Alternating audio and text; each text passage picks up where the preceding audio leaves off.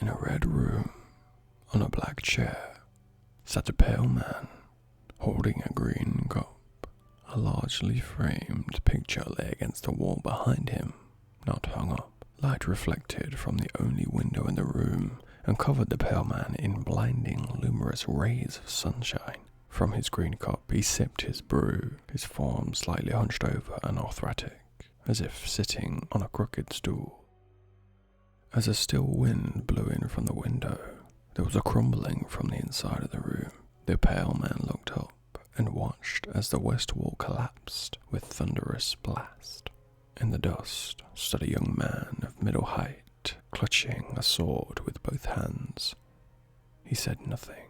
The pale man rose from his black chair as his body levitated into the air. The light from the crumpled wall shone with great vitality, covering the room with a blaze of brightness. And in the light, now unhidden from the darkness, were pumpkins of every size, every shape, and every height.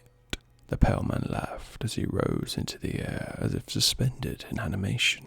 The room turned into a hue of orange and flames as pumpkins started to catch fire, bursting from the inside out, making eyes aflame and mouths of infernos. These ignited pumpkins started rising to the sky alongside the laughing pale man. The young man stood steadfast and waited. Then one by one, a holocaust of burning pumpkins threw towards him, jumping away from the first batch as they crashed into ash behind him. He steadied himself as the second wave approached. With a quick action, he sliced through each pumpkin in his path, his sword glowing, burning with bits of pumpkin innards sliding down his blade. The pale man stopped laughing, and his expression changed to a blank mask. He cast his arms upwards, and rising, the pumpkins started to swirl around him like a twisting stairwell. The young man saw his opportunity and dashed for the twisting pumpkin stairs. Reaching the top, he stood face to face with the pale man.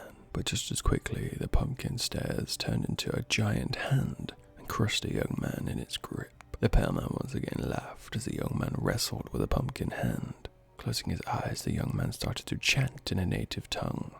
The grip became tighter and tighter, yet the young man continued to chant. Finally, the hand clasp shut and went up in flames. Then from behind, bound in the air, the young man flew forward towards the back of the pale man. Planting his sword through the surprised pale man's chest, he let out a hellish yell and fell to the ground.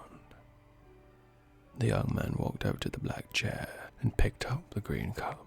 He looked at the pale man's body lay there on the floor, and he said only a few words. "Now I am the Pumpkin King."